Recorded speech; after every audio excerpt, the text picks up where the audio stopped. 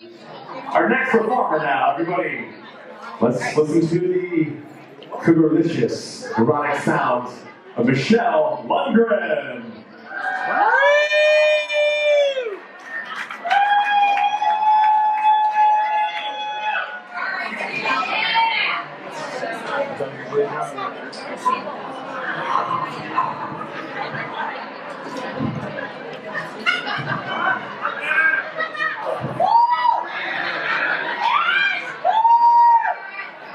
Hashtag me too. Yes.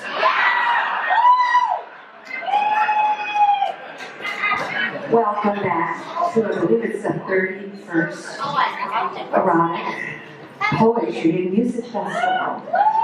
But I'd like to begin to capitalize on the word erotic. I'm not talking about comedy or comedic. I'm not talking about flashy or trashy. I'm talking about erotic. I'm talking about sensual. I'm talking about sexy. I'm talking about subtlety. It can be oh so hot. So what I would like you to do this evening to help me and you get into the mood of an incredibly wonderful evening ahead, and perhaps when you get home, is to sit here at your chairs and look at the person next to you, be it your partner, or your lover, or somebody that you don't even know. And I want you to look at them and look at something that really might intrigue you, like their breasts, or look in their eyes, kiss their cheek, touch them somewhere. Get closer, nudge closer. Come on, it's the erotic festival. Put a hand on a leg, put a hand on a crotch. I just want you to feel sexy. And to that effect, I would like you to know that I'm probably the oldest poet here, not the oldest person here.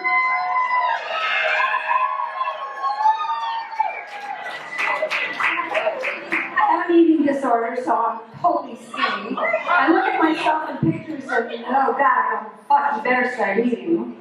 But I would like you to begin to pay attention and delve into the world of eroticism.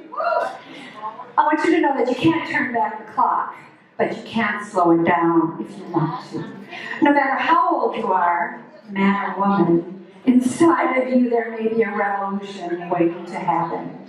You've either fulfilled all of your dreams and expectations, or you're still working at it. Yes, I am. Maybe you had plans, but sometimes they fell apart.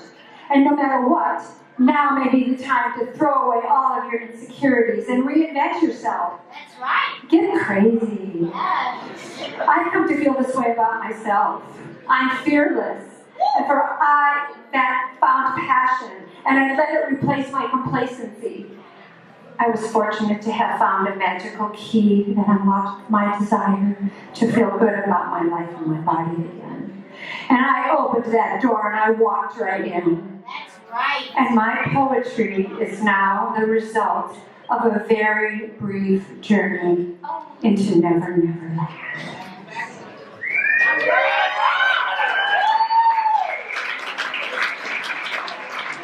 I want to tell you about my life.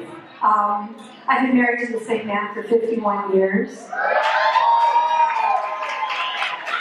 But you know, things kind of get stale, years go by, things stop working. And it's not that we don't have a wonderful relationship, but for some reason, I had my life, I looked like this, I was like this, but I wasn't happy, I wasn't feeling well. I have to admit that after 50 years, you know, I wasn't getting it anymore. And no, he wasn't doing it right. So, I was walking around being myself, and this man came up and hit on me. He was a younger guy, maybe 5 years, but he was hot. He was a rock star, he had a really cool body, and I knew he was a prick. I knew he was the dick of the neighborhood, but I didn't care because he was hot and a rock star. And so he invited me up to his house, and I went, and he fucked me, and I got so wet. I never got this wet before. I was embarrassed.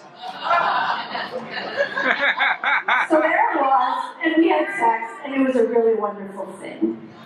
And after that, things didn't go so well, and I was kind of left to my own devices, and it made me very unhappy. But that didn't really matter because I went back to life. I have a life. I write poetry regardless. I've been here several times, but I did love that affair.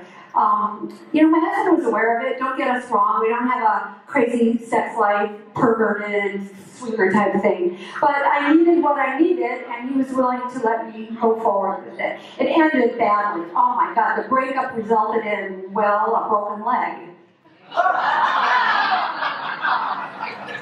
Oh God, it hurts like hell. And after that, several years went by. And then I met this other guy, he was a friend of my daughter's. This is so embarrassing. He had sex with my daughter. Oh my God, I know what you're thinking. But I didn't go after this person. It was 4 years later. And we ran into each other. And he was also a rock star. I mean, what is it with rock stars hitting on old ladies? Jesus. And I went along with it. And he was completely different. He was 22 years younger than me. Now, there's a big difference between 63, 70, and 46. Yeah. And I went with it. And it was fun. But he was very, very hungry. I don't know what it was. But he wanted to devour me. So I took on this little old lady, sexy, erotic charm. And I had to calm him down and bring him slower. And that was really kind of fun. I think he really enjoyed it. We had met at a hotel in Chicago. I figured nobody would find out what I told everyone. And that's the story of my life right here. But I do have some erotic poetry to tell you. And before I do that, I just want to remind you, please get sexy. I mean, that's it. I'm bringing sexy back, okay?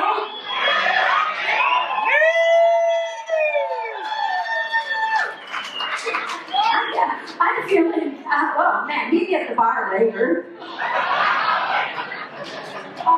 Okay, I'm going to read you some poetry that was written over the years.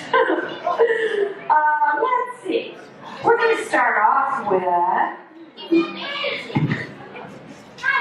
I wrote this because it was so apropos, and it was so beautiful for this evening. A casual seating at a table in a bar, his head on her shoulder, or her head on his shoulder, his hand had touched her hair. I couldn't help but notice. I didn't mean to stare, but they were both so beautiful. I'm sure they didn't care.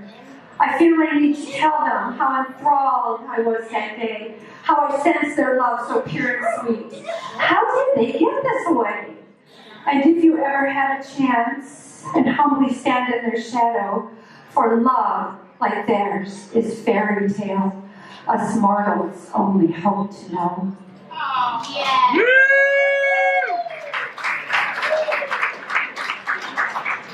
And now this was dedicated to my most latest lover, because you know how lovers go. They really don't take you all that seriously when you're old and living out of state.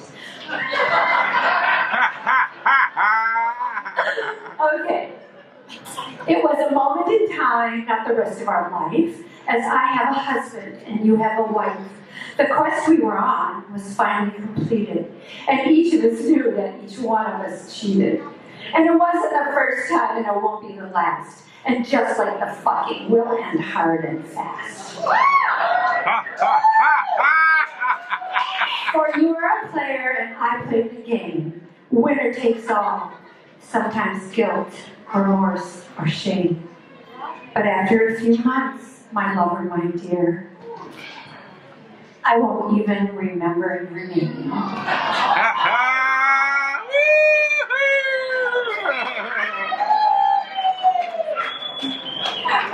Out of the fire and into the flame, hoping that this time would not be the same. You led with your heart, you gave him your all, and you swore on your grave that you just wouldn't fall. This time would be different. You couldn't care less, but you knew from the signals it would be a big mess. But you did it anyway, made the same damn mistake. Nothing inside of you, no heart you can break. and you do it again. It's a chance you would take. He'll be waiting for you, and you won't know who's who next time.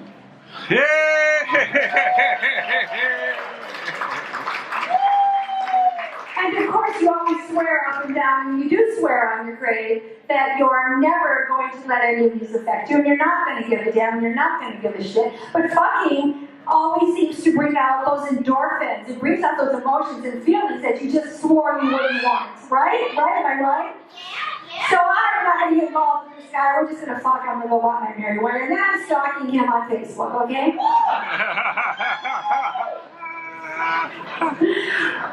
So he's not there, and he's not paying attention to me, and posting pictures and posting stuff. He's ignoring me. Your silence is deafening. I can hear you avoiding me, ignoring me. My head hurts. I shut my eyes, I cover my ears. Maybe I can make the silence stop, make it go away. The shadow of your memory is now my constant darkness. You are an eclipse, blocking out the light in my life, creeping slowly and steadfast, leaving me to stumble in a world without sun. Why did you abandon me? Sometimes I want to cut myself. I want to know that I can still feel the pain. To get beyond the anesthesia, I am numb, desensitized. I want to see my blood spill from an open wound. Am I really alive? I can't breathe. Oxygen deprived. The clock is ticking. Set the timer, waiting. I love it when the hurt comes back after seeing a random photo of you, of us. Oh, misery. Misery brings out the best in me. And you, my love, were both. Yeah!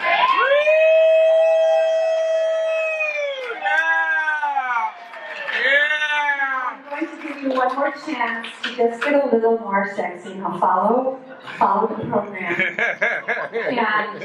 And sometimes things happen that you really know.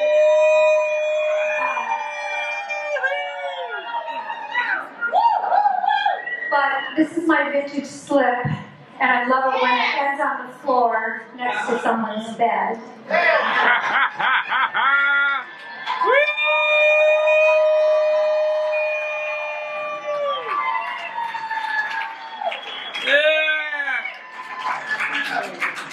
I really like being naked, but I like wearing clothes to bed, and I think that little boy shirts are really sexy.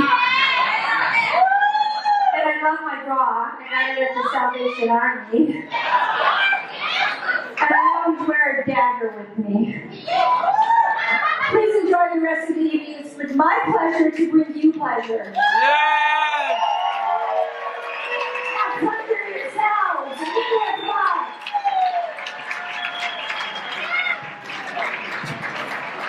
Michelle Lundgren! All right. Best AARP recruiting campaign ever.